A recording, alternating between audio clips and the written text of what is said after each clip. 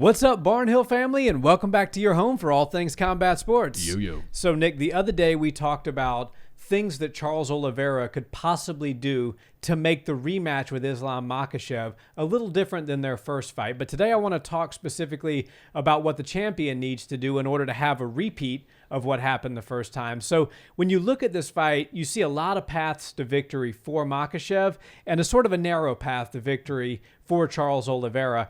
What do you see as the key points that Islam Makhachev needs to do in order to get Charles out of there again? Well, before I break down all the X's and O's, and there's a lot to break down for this fight, I do want to say that in a lot of sports and a lot of situations in life, when you have a champion of the world, they almost feel like they can sit back on their success and wait for everybody else to catch up with them. But that's not what we're seeing out of Islam. If you've seen some of the footage that's come out of him lately, he looks like he's training even harder for this fight than he did for the first one. And while a lot of people are online saying, you know, we kind of know what's going to happen in this fight. We just saw it happen not that long ago, and Charles got finished, and there's clearly a big gap between Islam and the rest of the 155ers. I think that Charles Oliveira is still a dangerous fighter, and Islam's taking this very seriously. Now, it would be crazy for me to say that Islam needs to do anything other than what he did in the first fight to get his hand raised against Charles in the second fight. But you never know what's going to happen in this sport. You never know what kind of game plan somebody like Charles Oliveira, a grizzled veteran who has literally seen it all and holds lots of records in the sport, is going to come into the octagon with. And that's why I think Team Khabib and the rest of the guys that are helping Islam get ready for this fight are certainly watching everything that Charles has done and everything that Islam himself has done as well. From the Volkanovski fight, the things that they didn't like about that situation, to the things they could have improved on, and the things that they did like about Charles Oliveira's fight, and the holes and the gaps that Charles brought into the cage that he likely won't be able to fill in such a short amount of time for the rematch. I think Islam Makhachev is obviously looking to get this fight to the ground and submit the submission king once again. But everybody keeps lumping him into the same category that they lumped Khabib in, and they lump all these, wrestling heavy fighters and these wrestling heavy champions into, which is, if you can stand and strike with them, you can likely beat them. Like, nah, these guys are really good on the feet, and they can force you to have no way out but to enter a grappling exchange with them, but to enter wrestling with them, or find yourself up against the cage. And that's exactly where they want you. They'll put you against the cage, they'll drop you to the ground, and then they do what they do best from there on. So I think Islam's got a lot of ways to win this fight, but I wouldn't be surprised if he tries to go exactly the same way he did last time, which is beat him up on the feet a little bit and then get his submission.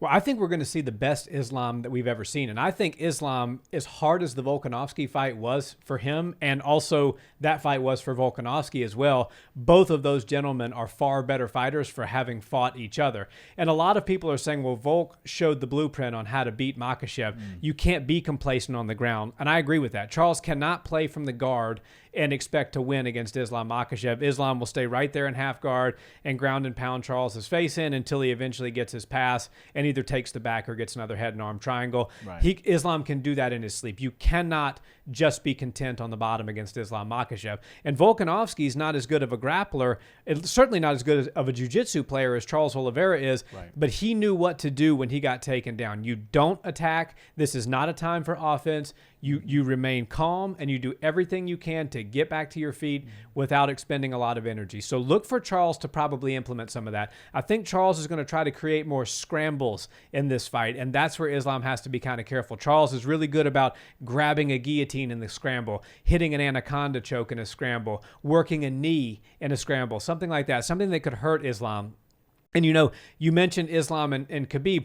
Islam and Khabib are two completely different fighters. Right. Yes, they do have some similarities, but Islam Makhachev, in my opinion, is a far better striker than Khabib ever was, and he proved that against Alexander Volkanovski. Alexander Volkanovski was reversing takedown attempts. He was getting up. He had Islam on the bottom and was ground and pounding him. So Islam Makhachev had to rely on good striking to win that fight, and he won certain rounds striking against Volkanovski, and I don't think a lot of people put enough emphasis on that. I mean, Islam Makhachev won rounds not by grappling, but by striking against Volkanovski, who I believe is one of the most dynamic strikers in the world. So I think that Islam does need to mix it up on the feet with Charles. I think Charles, the way he comes forward is somewhat predictable, but very dangerous. He comes forward in that Muay Thai style. He's throwing heavy kicks. He's throwing heavy 1s and 2s down the pipe. I think Islam needs to not get roped into that, needs to work his angles, move around, work his jab, work his combinations. Islam's developed some really nice body and leg kicks. He needs to implement those. And then when Charles is not expecting it, start to work his takedowns and start to win rounds. I think that Charles is going to be a more dangerous fighter this time because he's going to come in with a little bit sharper of a game plan. But ultimately, I think Makhachev needs to work crisp, clean striking, only shoot for the takedown when he sees a clear-cut opportunity, and then be perfectly content sitting right where he is if he gets Charles on the bottom.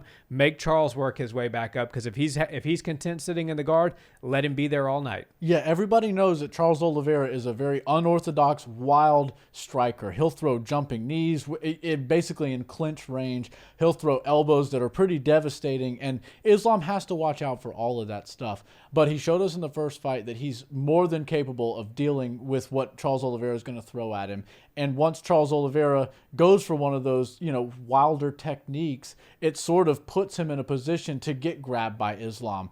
And once Islam gets his hands wrapped around you, it's basically a wrap. You're going to go to the ground at some point. And I think the key difference between Charles Oliveira and Volkanovski is that Volkanovski had the mentality of, okay, this guy's going to shoot on me. He's likely going to get his hands wrapped around me, but I will not settle for just putting my back on the ground. I'm going to make this an exchange no matter how hard I have to try, no matter how much gas I expend to try to force this thing to stay on the feet or to try to force a wrestling exchange. He's going to have to spend a lot of his energy to get me there. And I think that's one of the key things that most fighters that fought Team Khabib, that fought, anybody with the last name Nurmagomedov or Islam in the past, sort of just conceded. They're like, all right, I'm going to strike with him. I'm going to try to keep him at range as long as I can. And then once it happens and they do get me to the ground, then I'm just going to have to work my way up from there. And that's never the answer. And I think Volkanovski opened the eyes of all MMA fighters and MMA fans throughout the world when he fought Islam and showed that as soon as they get their hands around you, it's not over. They still have a few more steps before they're exactly where they want it, which is that half guard,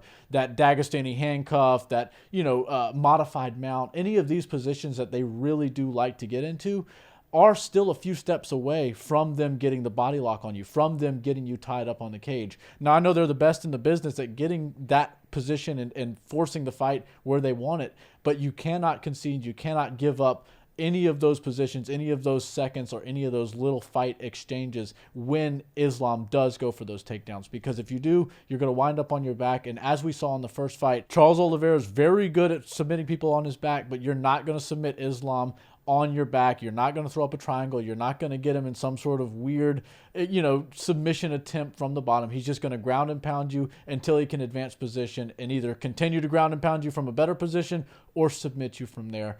I think Islam has more ways to win than Charles. I think he's going to go in there with a similar game plan that he had last time, but I think they're going to be a little bit cautious to watch out for Charles Oliveira, because while I agree with you that Charles is going to have a precise game plan, he's going to go in there and really try to make this a clean fight. He's going to go in there and force his game plan on Islam.